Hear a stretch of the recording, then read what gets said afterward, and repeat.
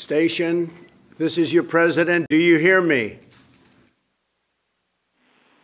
Station, this is Houston. Are you ready for the event?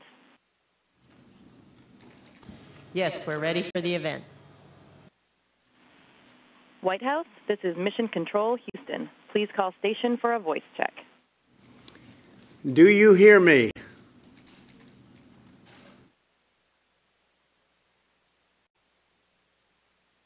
Yes, sir. We have you loud and clear.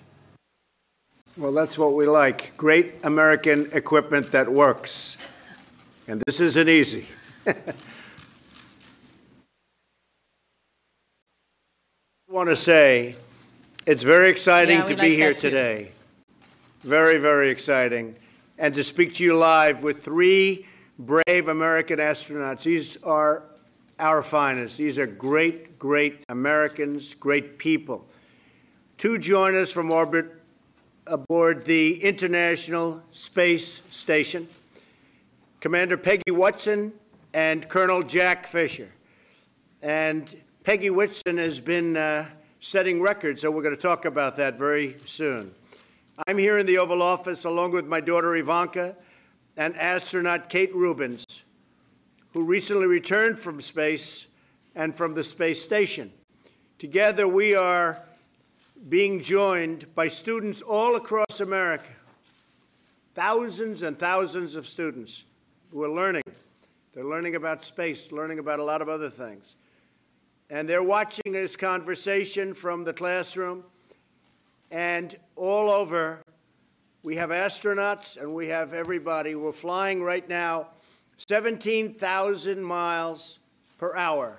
That's about as fast as I've ever heard. I wouldn't want to be flying 17,000 miles an hour, but that's what you do.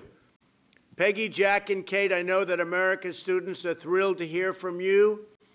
But first, I want to say that this is a very special day in the glorious history of American space flight.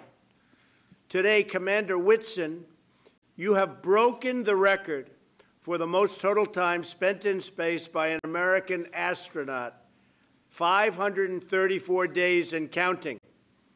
That's an incredible record to break. And on behalf of our nation and, frankly, on behalf of the world, I'd like to congratulate you. That is really something. And I'd like to know, how does it feel to have broken such a big and important record?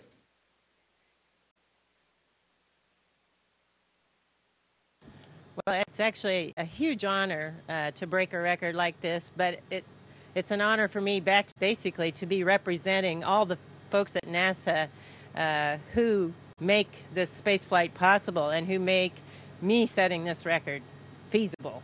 And so it's a very exciting time to be at NASA. We are all very much looking forward, as directed by your new NASA bill. We're excited about the missions to Mars in the 2030s. And so we're actually physically have hardware on the ground that's being built for the SLS rocket that's going to take us there. And of course, the hardware being built now is going to be for the test flights that will eventually get us there. But it's a very exciting time, and I'm so proud of the team. Great. And what are we learning from having you spending your time up there? I know so much research is done. I'm getting a glimpse of some of it right here in the Oval Office. What are we learning by being in space?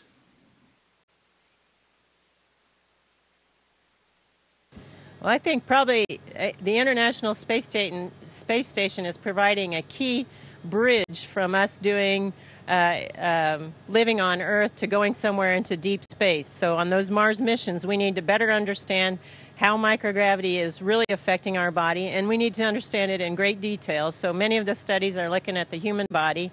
We're also looking at things that involve operations of a space vehicle on these long-duration missions, and the technological advancements that will be required. For instance, on a multi-year Mars mission, we're going to need to be able to close the life support system. And that means we, right now, for instance, are taking solar power that we collect and using it to break apart water into oxygen and hydrogen. The oxygen we breathe, of course, we use the hydrogen, combine it back with the CO2 that we take out of the air and make more water. But water is such a precious resource up here that we also are cleaning up our urine and making it drinkable, and it's really not as bad as it sounds. Well, that's good. I'm glad to hear that. Better you than me. I will say, Colonel Fisher, you just arrived, and how was your trip? Complicated, easy? How did it go?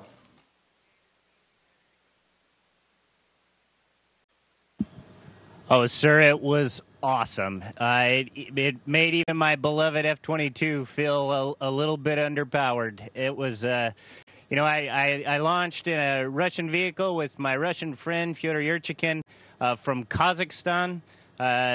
You know, got the immediate perspective change as we got to orbit, and I saw that frail, thin blue line of life around the Earth.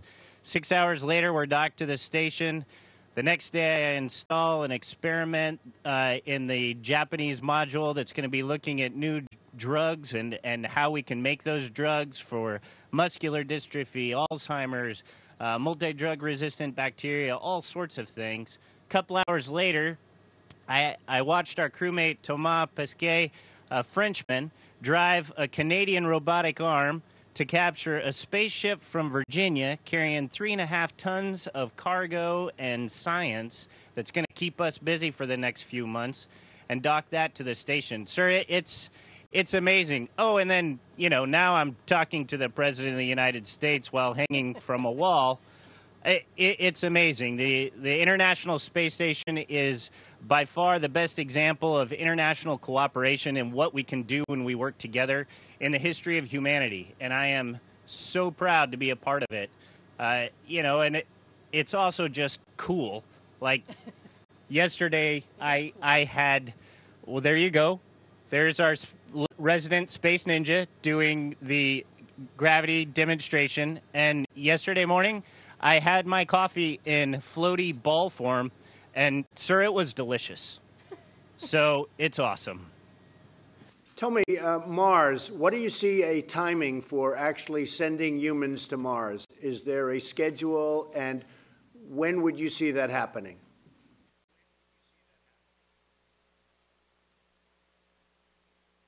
Well, I think as your bill directed, it'll be approximately in the 2030s.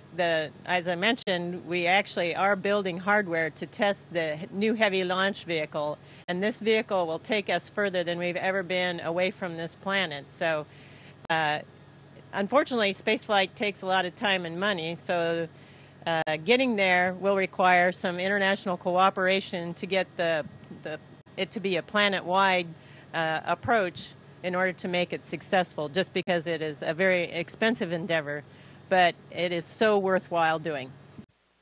Well, we want to try and do it during my first term, or at worst during my second term, so we'll have to speed that up a little bit, okay?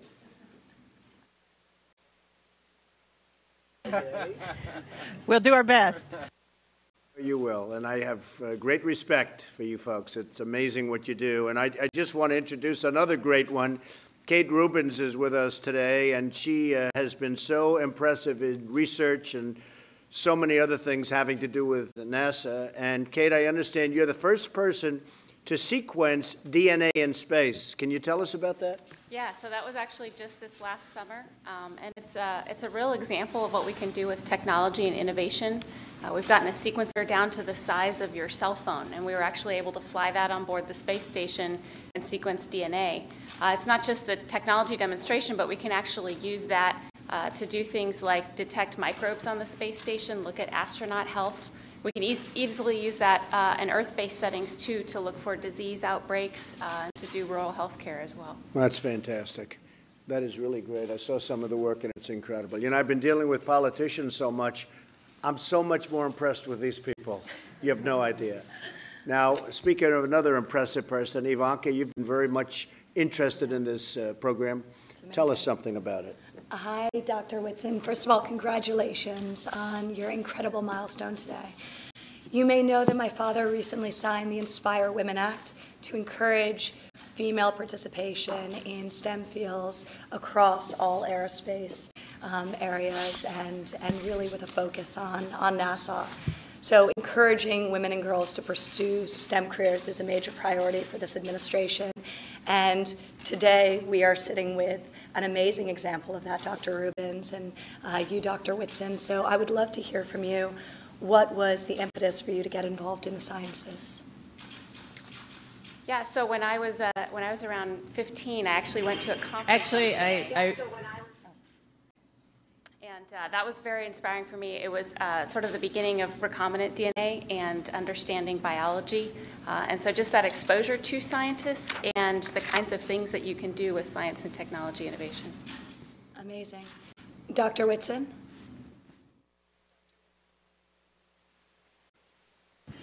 For me, it was actually the Apollo program was my inspiration. And that was when it became a dream to become an astronaut. But I don't really think it became a goal until I graduated from high school when the first female astronauts were selected.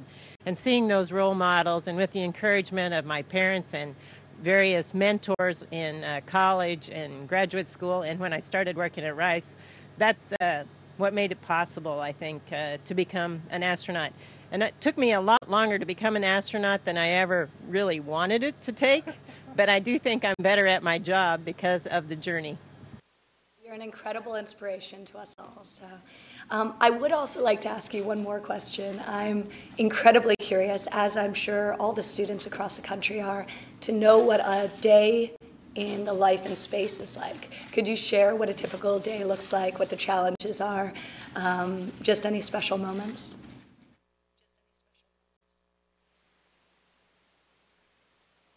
Well, a typical day, we wake up and look at the messages from the ground because we have a huge ground team that's working overnight to prepare, changes or the details of the tests that we're going to be performing over the course of the day. So first thing I do is check out that, see what's changed.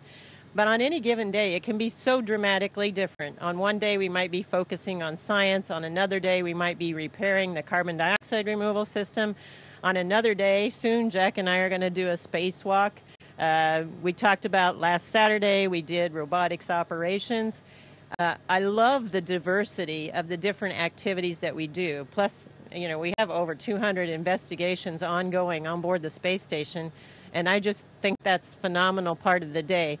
Of course, there's also just the living and on board the space station. It's such a unique and novel environment, nothing that we're used to on the ground. And it's so special to just be in zero gravity. But Jack's the new guy here, and I think he can probably give you a better perspective on what that's like. It's still on. Well, everything here, my dad always said that if you love what you do, you never work a day in your life. And we work really hard up here, but it's not really work. It's just fun. It's like playing Fort almost, only you're changing the world while you do it. And then on the off time, the other morning I was working out, and on our machine that we work out on, right below it is the cupola window. And so when you're on the kind of device where you do crunches, every time you come up, you see out the window. And it's awesome because you kind of go crunch. Oh, my gosh, that's beautiful. I got to do that again. Crunch. Oh, my gosh, that's beautiful. It's awesome. Everything we do here is fun, and it feels so great to know that we're making a difference on the ground and for the future of humanity as well. So it's an incredible job.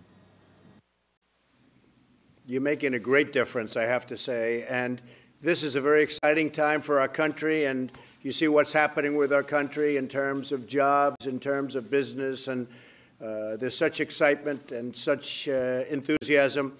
Many American entrepreneurs are racing into space. I have many friends that are so excited about space, they want to get involved in space from the standpoint of entrepreneurship and business.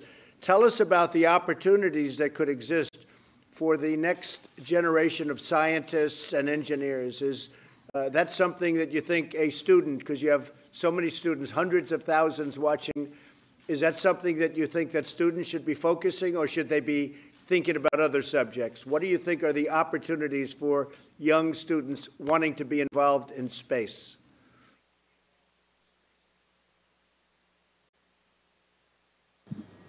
Sir, absolutely. I think that this is probably the most exciting time in space exploration, certainly in my lifetime.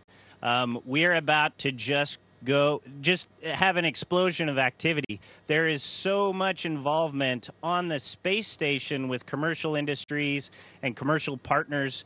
We have an entire program to manage the science. NASA has done a wonderful job of seeding a new industry with the commercial crew program and the commercial cargo program so that we can build the infrastructure we need for the future exploration. One thing I love about American entrepreneurs is once you get them going, you better stand out of their way because they're going to start trucking. And we're about to that point. NASA is taking on that expensive, hard, complex task of going further and deeper into space with the wonderful new rocket Space Launch System and Orion. And then as soon as we break open that door, this incredible infrastructure that we've been building is going to be right there to pick up the baton and continue into the stars. I would say to all the students that are watching, the time to get excited is now. If you aren't studying science and math, you might want to think about that because our future in the stars starts now, and you can be a part of that if, like Dr. Whitson, you can find that passion and work really hard, and we're gonna find a permanent foothold in the stars for humanity if you do that.